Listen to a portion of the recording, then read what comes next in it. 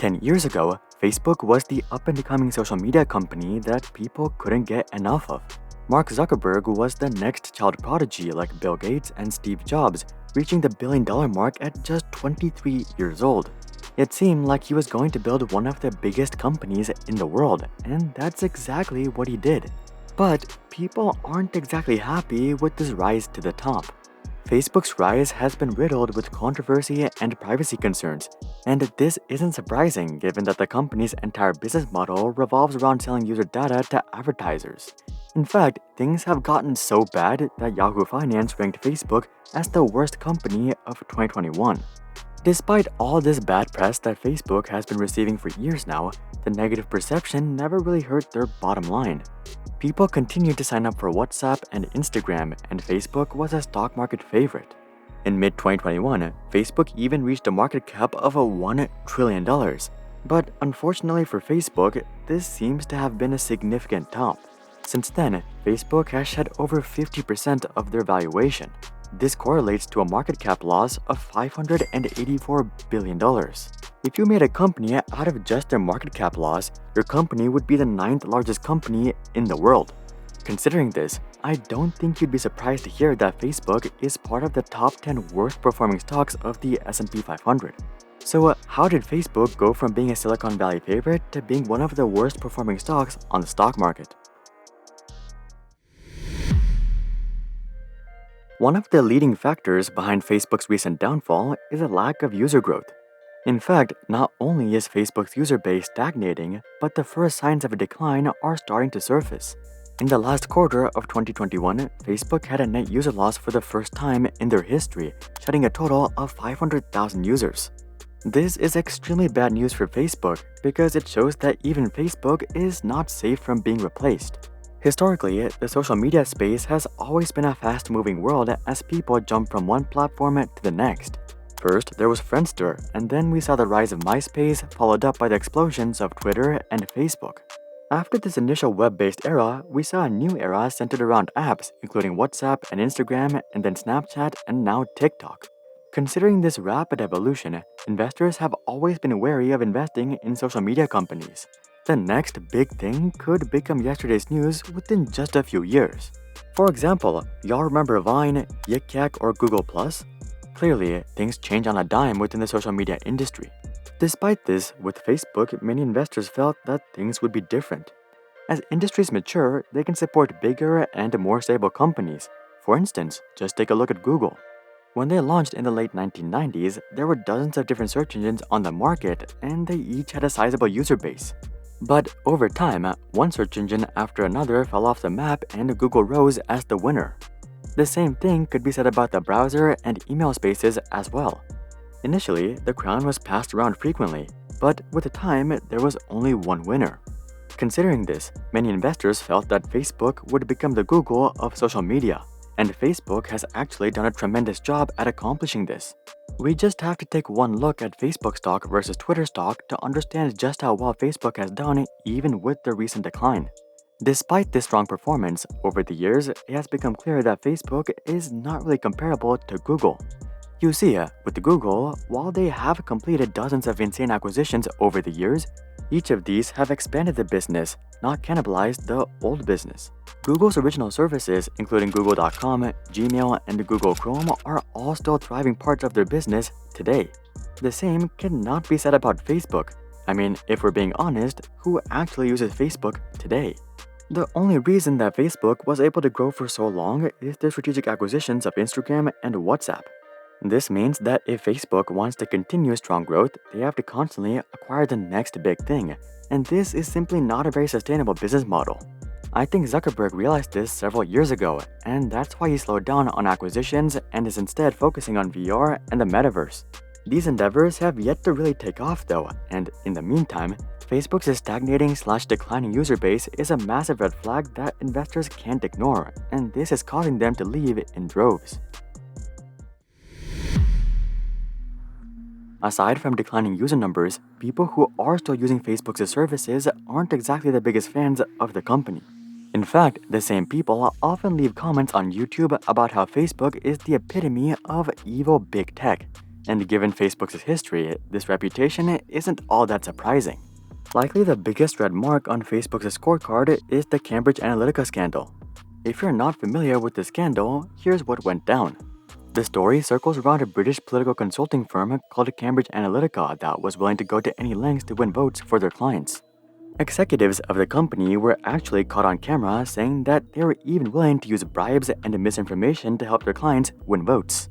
When this footage went viral, the company tried to downplay their intentions, suggesting that they would never actually engage in such activities.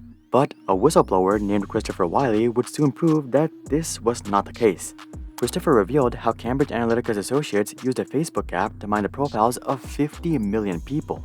Cambridge Analytica then turned around and built software that was specifically designed to influence people's choices in elections. I don't think I need to explain why this is morally shady and how it interferes with free and fair elections. And while it wasn't Facebook themselves that was engaging in such activities, it was their platform that allowed this to even take place. In fact, Facebook themselves confirmed that Cambridge Analytica did not break any policies when it comes to collecting this data. It wasn't until they transferred the data out of Facebook that they broke Facebook's policies. As you would guess, people nor prosecutors were exactly convinced by this reasoning, and they would crack down on Facebook hard. Too often, we see companies that have committed terrible crimes walk away with measly $100 or $200 million fines, which is insignificant compared to their profit. But with Facebook, the FTC imposed a $5 billion fine. Not only was this a record-breaking fine, but it was 20 times larger than the previous largest privacy and data security penalty. Now, of course, a lot of y'all will argue that even this is not enough for Facebook, but the FTC did try their best. And though Facebook was able to survive this nightmare, user sentiment has never been the same. In fact, even individuals who have literally made billions from Facebook have turned on their company, including WhatsApp and Instagram's founders. Likely the most outspoken of this bunch is WhatsApp's co-founder, Brian Acton, who straight up advocates for people to delete Facebook. Given that such figures have turned on Facebook, it's not surprising that stock investors have also turned on Facebook. Even investors who are fundamentally bullish on the company are cautious of investing in the stock simply because they don't want to hold such a controversial company. And unless Facebook changes this overwhelming negative sentiment against them, I think it's going to continue to be quite a difficult uphill battle for them. A lack of user growth paired with atrocious user sentiment is already bad enough, but the nail in the coffin for Facebook was Apple's privacy changes last year. In April of 2021, Apple started giving users the option to choose whether they wanted to let apps track their activity. And as you would guess, basically everyone chose to prevent apps from tracking their activity. Within just a few weeks of this feature launching, 96% of users opted out of app tracking.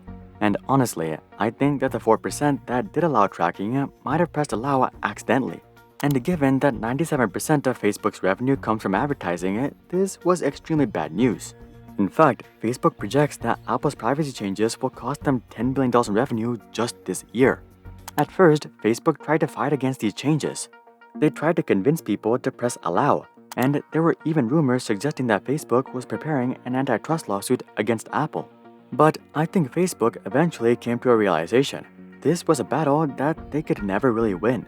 Even if they took Apple to court and won the lawsuit, this would just make users resent them even more, leading to even greater losses in revenue.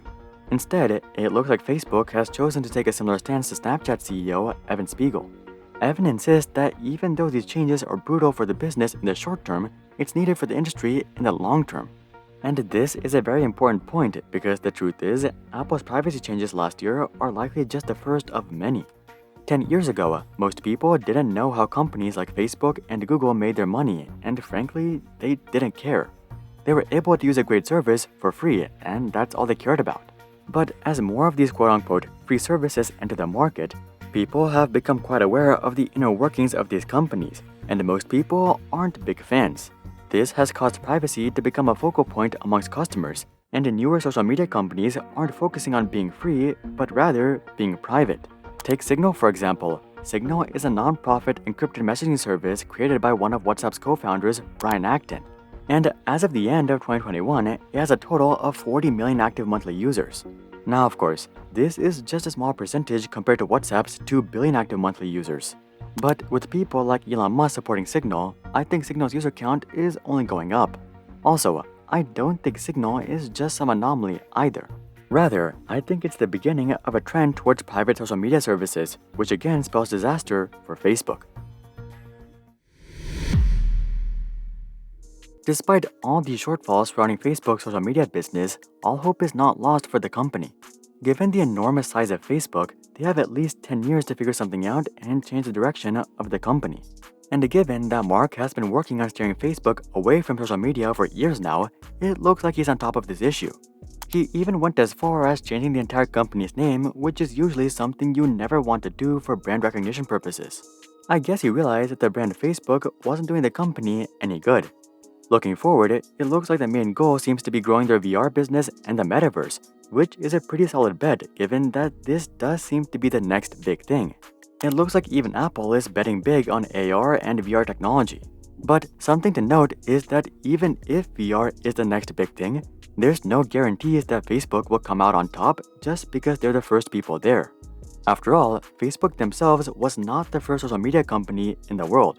With that being said though, being large and first does have its advantages, so we'll just have to wait and see. Do you guys have a positive opinion on Facebook? Comment that down below. Also, drop a like if you're a fan of the trend towards privacy. And of course, consider checking out our international channels to watch our videos in other languages, and consider subscribing to see more questions logically answered. But until then, I'm Harrer, and I'll see you guys on the next one.